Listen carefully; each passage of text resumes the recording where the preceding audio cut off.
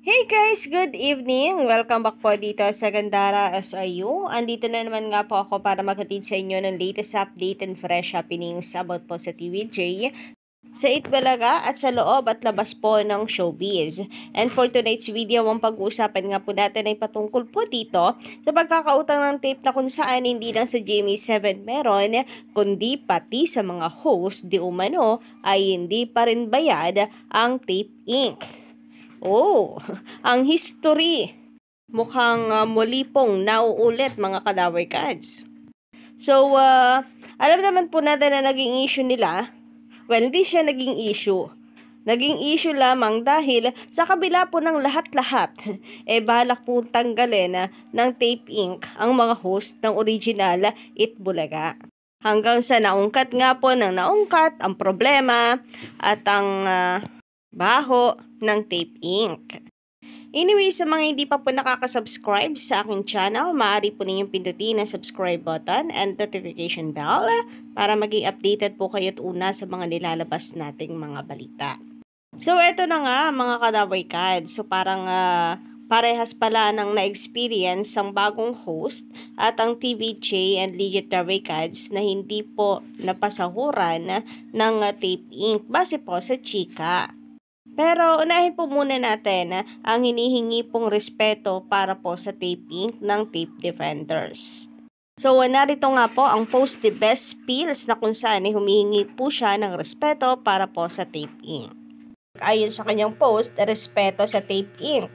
Ang kumpanyang nagtaguyod, nagproduce at namuhunan upang mabuo, makilala at malagpasan ang mga pagsubok kaya tumagal ng 44 years and still counting ang Itbulaga. So kung respeto, ibinigay naman po yan ng TVJ.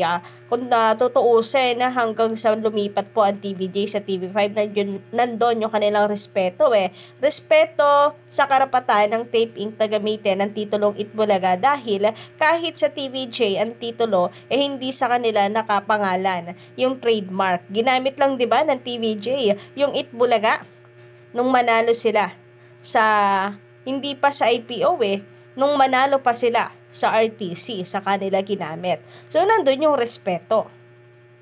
Kung ang tinutukoy naman ninyo na magbigay ng respeto ay wag nang kunin ng TVJ ang Itbulaga ay pagiging kahama naman po ata ninyo yun.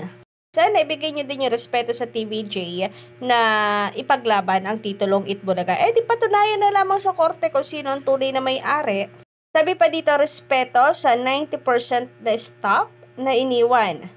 Nabigla at nagkaroon ng agam-agam kung mawawalan na ba sila ng trabaho dahil sa paglisan ng tatlo at ibang kasamahan, ngunit nanindigan at nanatili sa tape at ngayon masaya sa bagong pamunuan. Actually, meron ako nabasang po comment siya. Rather, noon pa man, mga July 1, yung unang araw po ng paglipat ng TVJ sa TV5. Unang araw ng pag-ere nila ng EAP sa TV5. Na kung saan sabi po ng staff, nagkaroon naman na. Before po magpasya ang TVJ, kung sakasakali ay sinong gustong sumama. Pero silang ayaw sumama, then hindi na yun problema ng TVJ kasi nagkatanungan na kung gusto bang sumama. Pero dahil ang katwiran ay tinaasa naman na daw yung kanilang pasahod, so yung benefits daw, etc. So mas pinili nilang manatili. And mas maganda daw ang bagong pamumuno ng Tape Inc. Pamunuan ng Tape Inc. So di na rin sila nabigla nun. Sabi pa dito, respeto sa mga host na kahit alam nilang uulanin sila ng bash at hate comments ay tinanggap ang hamon upang magatimon sa tahanang pinakamasaya, Itbulaga. Agay, yun pa ang kailangan respetuhin. So, bago sila marespeto, dapat marunong din muna silang rumespeto, di ba? Hindi nila nirespeto ang mararamdaman ng TVJ. Pati po ng mga legit supporters ng Itbulaga. Hindi lang ng TVJ ng mga supporters ng mismong programa ng Itbulaga. Hindi nila nirespeto tapos hihingin nila yon sa mga fans ng Itbulaga. Sabi pa dito, respeto sa batas na nagsasabi na hindi pa final ang decision at maaari pang iapila sa mas mataas na korte. Wala naman po ata na nagdi-disrespect sa kanilang karapatan na mag-apila. Actually, ngayon nga inaasahan po na aabot pa ito ng Korte Suprema.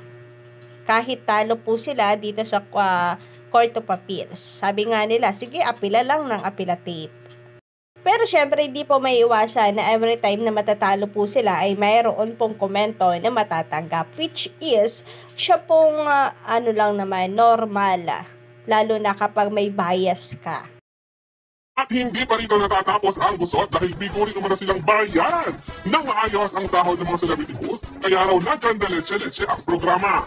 Sa mga oras na ito, wala pa namang ibinibigay na pahayag ang kampo ng tape para linawin ang mga kontrobersiya kaugnay sa pagdispasya sa tahanang pinakamasaya. So narito nga pang ulat ng Abante Teletabloid patungkol po dito sa di umano ay hindi pa nakakabayad. Ayon sa kanilang caption, hindi umano nakabayad sa milyon-milyong utang ang Tape Inc. sa Kapuso Network na tinuturong dahilan kung bakit natsugi ang programang Tahanang Pinakamasaya. So pati daw pala sa mga mga host. So si Paulo Quintis hindi po nabayaran. So dito daw po galing yon sa bilyonaryo. Mula daw po sa source ng bilyonaryo. Sa kanilang article, Tahanang Pinasara, Tapes, Black Time Deal, cut over reported 57 million debt to GMA Network. Grabe, TP pa lamang po. 57 million na ang kanilang utang. Wala pa pong isang taon ang kanilang programa. So, mukhang hindi talaga sila nakakabayad ng upa sa GMA Network. Well, siguro inuna po nila yung pagpapalakas ng kanilang programa. Like yung kanilang diskarte nung nakaraan, 'di ba? May namigay po sila ng iPhone, ang laki ng papremyo, then meron pa pong pa-house and lot. Yun yung naging diskarte nila. Pero di rin nagtagal kasi yun lang talaga ang habol ng viewers, hindi yung mismong programa. The Halos Host Family's Tape Inc. had to pull the flag on the noontime show Tahanang Pinakamasaya because it reportedly owned 57 million in black time fees to GMA Network. A bubbler claimed that Tape was behind the payment of its dues to GMA for the past 8 months, or almost the entire duration of Tahanang Pinakamasaya's airing. The bubbler said Itbulaga used to bring in 200 million a month when it was hosted by TVJ and needed about 100 million after deducting production cost, totaling 50 million, and the black timer fee paid to GMA. The Halosos family reported struggled to run a profit from commercials because advertisers followed the TVJ's trio, composed of Tito Soto, Vic Soto, and Joey De Leon, to TV5 after their departure from Tape in May 2023. So lahat kasi talaga nagsisamahan sa TVJ. And mukhang di naman magsisisi ang mga advertisers nito sapagkat ang Tahanang Pinakamasaya po ay nangongolela at ang TVJ ay number 1 sa ratings. When TVJ left, Tape slashed 30-second ad rates for Tahanang Pinakamasaya to 40,000, but it did not translate to much needed revenues. Tape wasn't only deep in debt. It also failed to earn anything, the bubbler said.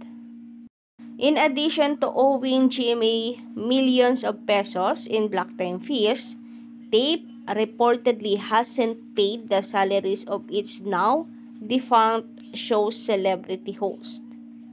Tape's abogado has yet to reply to Billionario.com's query. Samantala, meron naman po ditong naghahabol mga kadabrikad sa titulong Itbulaga at hinaharangan palang pilit ang kay Joey De Leon na trademark. So, ito kaya ang dahilan kung bakit wala pa rin po tayo until now na certificate or sadyang mabagal lang po maglabas ng certificate ang IPO at sadyang tinatapos at iniintay matapos ang laban hanggang Supreme Court. So, narito po kung makikita ninyo, MJ Sorianos Trading Inc. Ayan, sila po yung opposer versus Jose Maria De Leon, which is si Boss Joey De Leon po yan, ang respondent applicant para po sa titulong Itbulaga. So, meron po pala silang i-final noong kailan po ito? March 22, 2023 pa. Final po. Yaan na para harangan yung kay Joey De Leon po na trademark 2023 pa. So, isang taon na rin po, di ba? And nakapasa po yan sa IPO. Kaya po pala panay ang sabi na hindi mailalabas ang certificate ni Joey De Leon kasi meron po palang gustong maghadlang dito po sa title na Itbulaga sa pagmamay-ari ni Joey De Leon. So, lagi-lagi meron po itong post about chan. Sabi, the Itbulaga case will continue. Hindi marirelease ang certificate ng TVJ. Grabe nga yun. So, kayo ba, anong sa masasabi nyo guys patungkol dito? Pa-comment lang po sa baba.